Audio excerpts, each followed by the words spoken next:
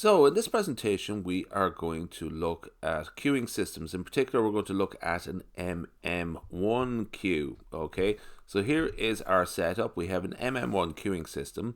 Now the arrivals are modeled by a random variable xa, which is a Poisson random variable with parameter lambda a equal to 3 per minute. Okay, the service time TS, which is service time essentially, is an exponential random variable with a parameter lambda s equal 4 per minute.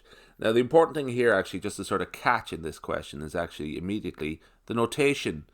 Usually we would denote the service rate as mu, but I'm actually going to stick with lambda s and lambda a here just to be a little bit more contrary, basically. Okay, so here are the exercises. Calculate the expected time spent in the system, expected time spent in the queue component, the expected number of individuals in the system, the expected number of individuals in the queue component, the utilization factor, the probability that an individual spends more than 2 minutes in the system, and the probability that less than 3 individuals exit the system in a 1 minute period. So we're dealing with minutes, so we're not changing from hours to minutes, so we'll just stick with minutes the whole way through. Okay. Now this is an important one.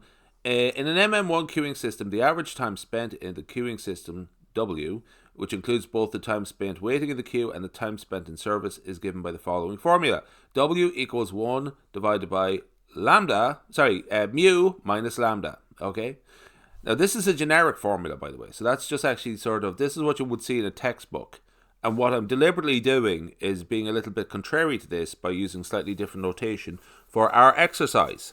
So lambda is the arrival rate, the average number of arrivals per unit time, and mu is the service rate, the average number of customers that can be served per time unit. Okay, this formula helps determine the expected total time a customer will spend in the system for arrival to departure.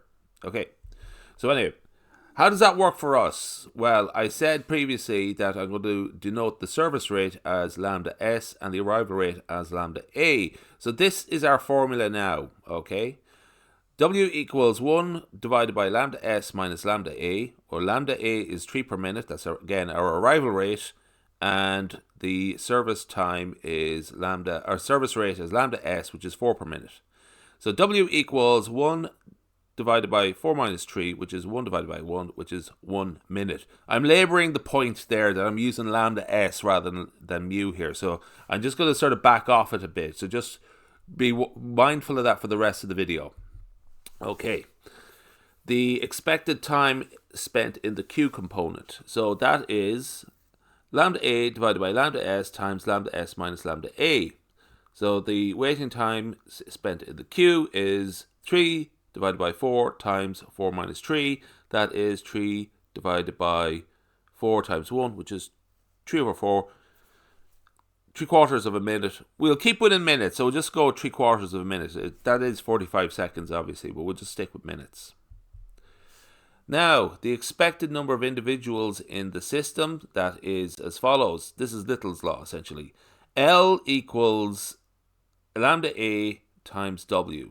Okay, so lambda a is the arrival rate, W is the waiting time. So Little's law says that the expected number of individuals in the system is 3 times 1, which is 3. Now, the expected number of individuals in the queue component. This is something very similar. Just we have the subscript q there for LQ. Okay, the expected number of individuals in the queue, LQ, is given by LQ equals lambda a times WQ. And again, this is Little's law.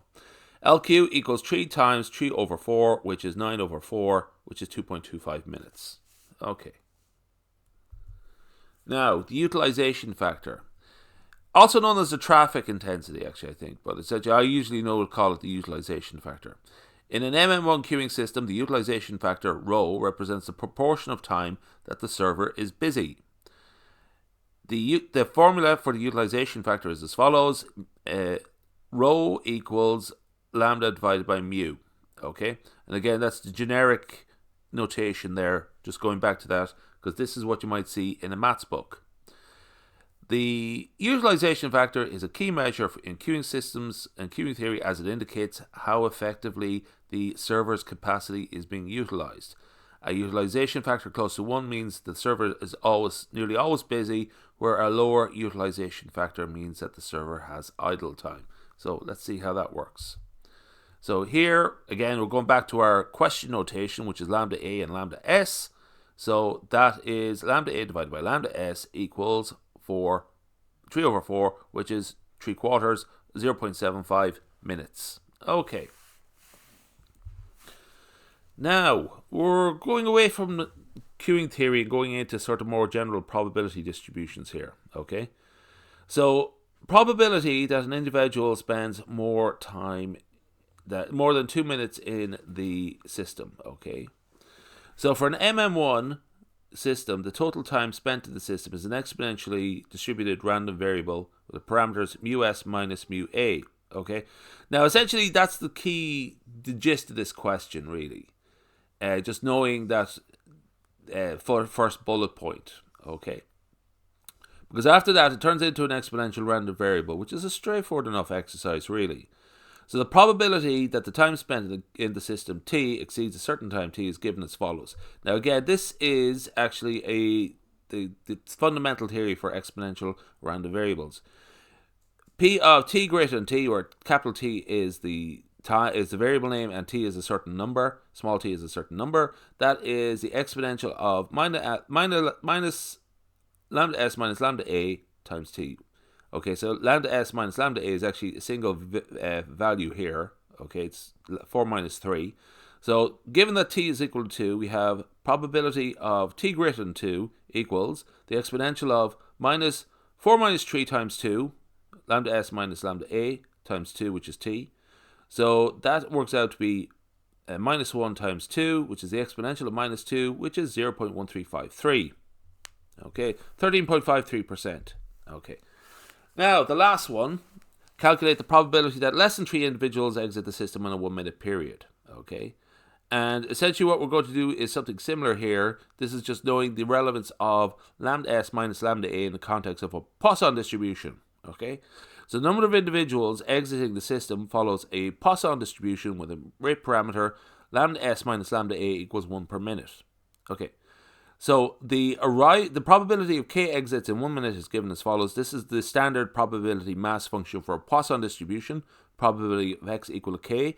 That is equal to the exponential of minus lambda times lambda to the power of k divided by k factorial. And again, just that second bullet point is a sort of generic notation. That's the back of the exam paper formula, or what you would see in the book. Okay. In this case, we're going to supplant mu s minus mu a, where we have lambda in that formula. Okay, so essentially it's 1.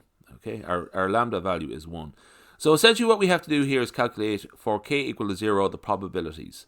So the probability of x less than 3 equals probability of x equal to 0 plus probability of x equal to 1 plus the probability of x equal to 2. So probability of x equal to 0, that is the exponential of minus 1 times 1 to the power of 0 divided by 0 factorial.